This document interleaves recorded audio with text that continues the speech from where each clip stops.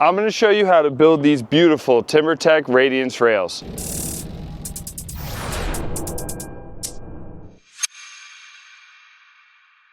If you like this video, be sure to like and subscribe.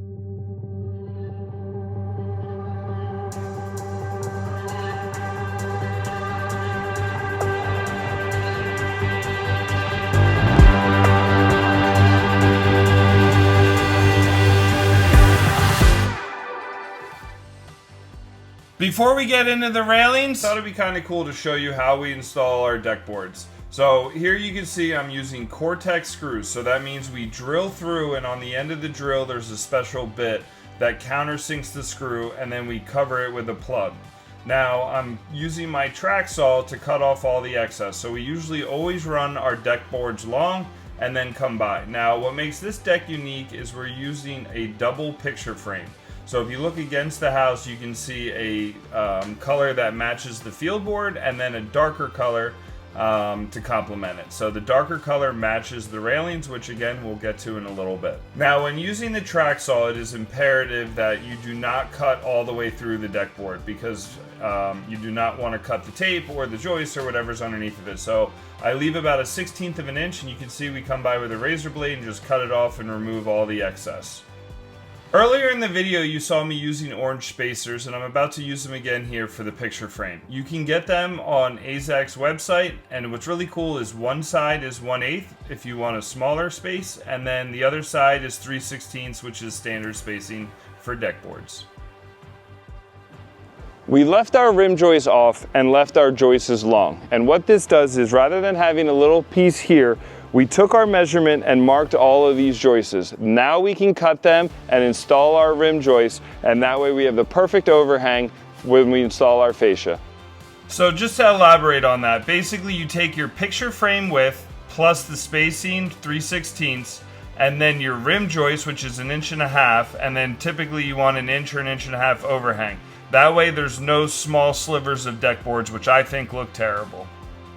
The first thing you want to do when installing these railings is, when you buy the railings, you get a template like this. You can also get it with Deckmaster J if you watch any of my other railing videos. So what this does is this goes around the skirt so that you can mark for this bottom bracket. You screw that bottom, you pre-drill, and then you screw that bottom bracket in. Once that's installed, you take your tape measure and measure inside to inside of the post. Now, sometimes using a regular tape measure, that can be difficult. So I recommend using this Recon. And all it does is it gives you the exact measurement by just butting it up against here. It gives you the readout here, but it also has this e-display, so it saves it for you. So you could essentially measure every single section of railing, have it marked right here for you, and you don't have to write it down or come up and down multiple times. So this is expensive, but it definitely comes in handy when doing railings. Now, once that's done, obviously you measure the inside of your railing and you get this bottom bracket. Now, if you get a 6-foot section, it has 1 crusher block. If you get an 8-foot section, it has 2, and if you get a 10-foot section, it has 3. So what I like doing is, as you can see on here, I did a little X and marked the center point, and just used the awl and pushed the hole in it. So the center point is, this is 62 3/4, so that's 31 3/8. So I'll mark that. Now with that marked, there is, I don't know if you can see it, there's the center groove to obviously tell you where the center is. So you take a, I think this is 7/64 drill bit, pre-drill the center.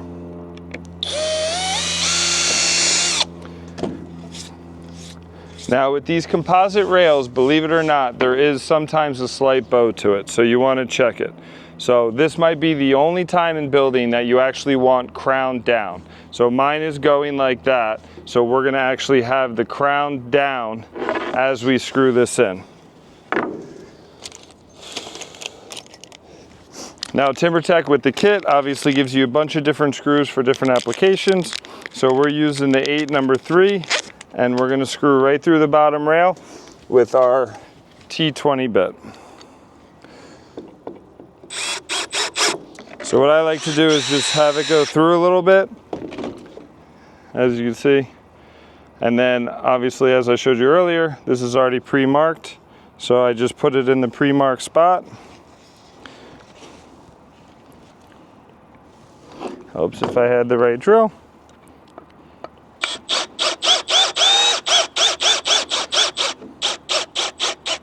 All right, so that is how the crusher block is installed.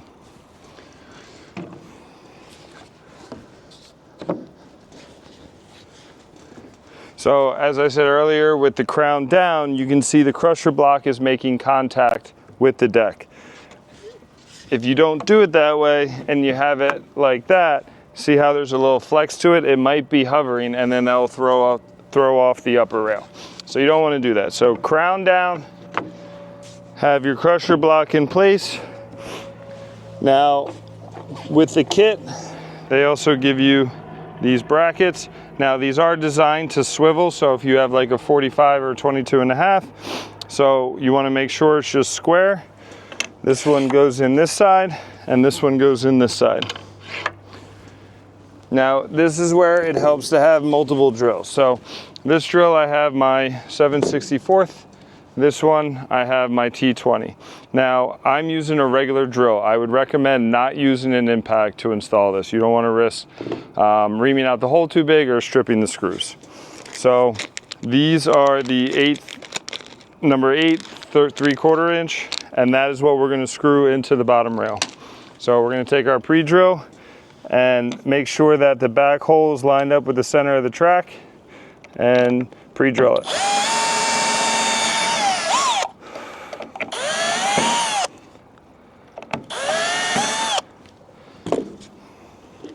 And then there's 2 screws that go into the post, so you pre-drill them as well.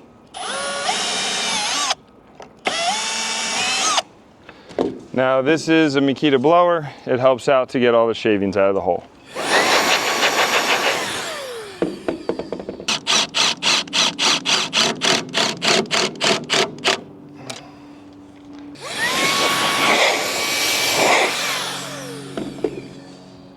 All right, with our bottom rail installed, now we're ready to install the railing. For me personally, I like pre-assembling everything before I get my measurements.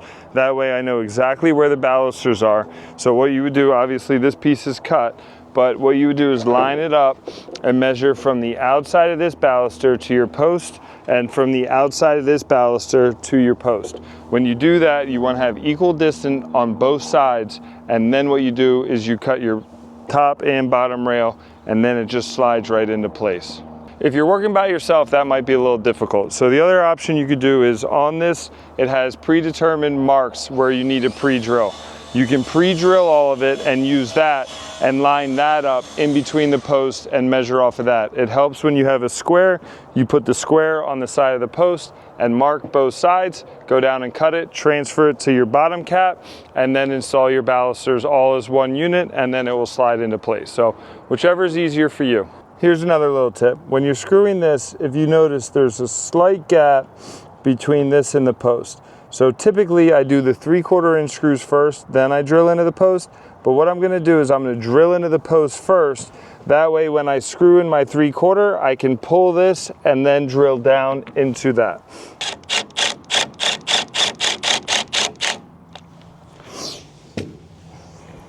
All right, with our 2 screws into the post, now I'm gonna pull the post and you can see how that gap closes up. And then I'm gonna pre-drill for my 3/4 inch screws.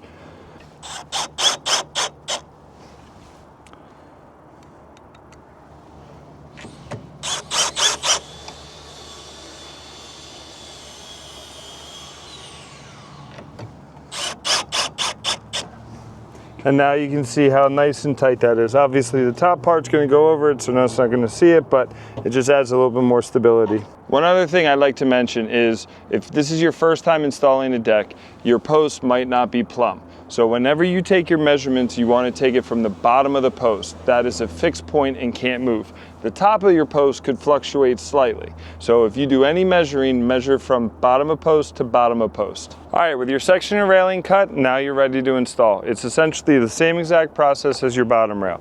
So you have these brackets, you're gonna put the 3/4 screws into here, and then the longer screws into your post. With your 3/4 inch screws into this, now it's time to drill into the post. Now, what I will say is, I've been doing this a long time, I'm just gonna eye it up to the center point. You might wanna put marks to make sure that it's in the center of the post.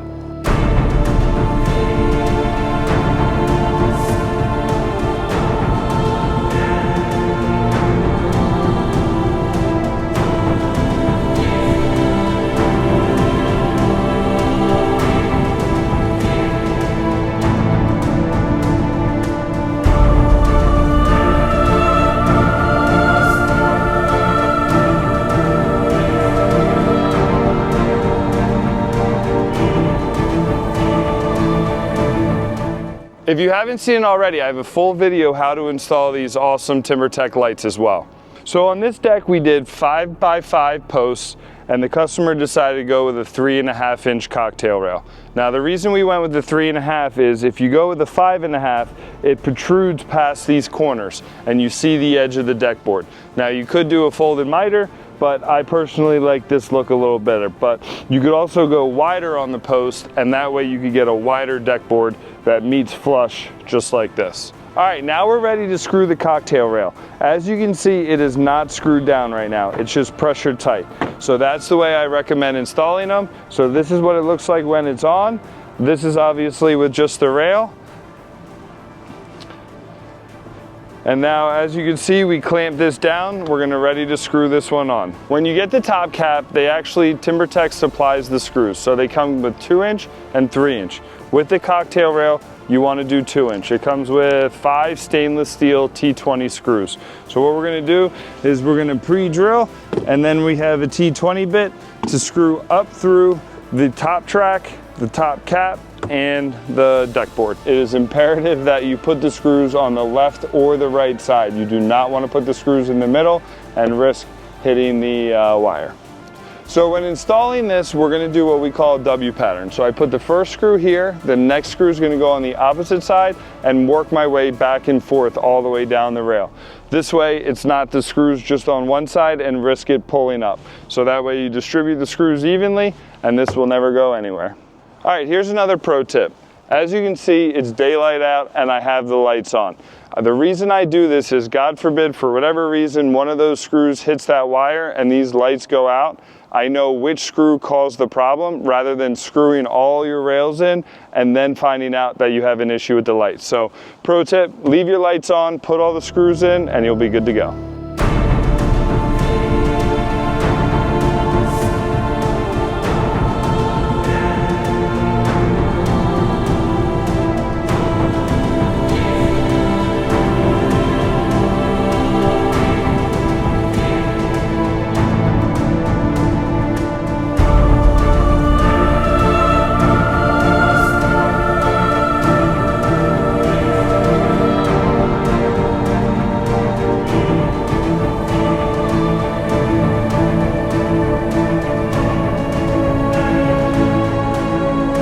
Installing a cocktail rail is as easy as that.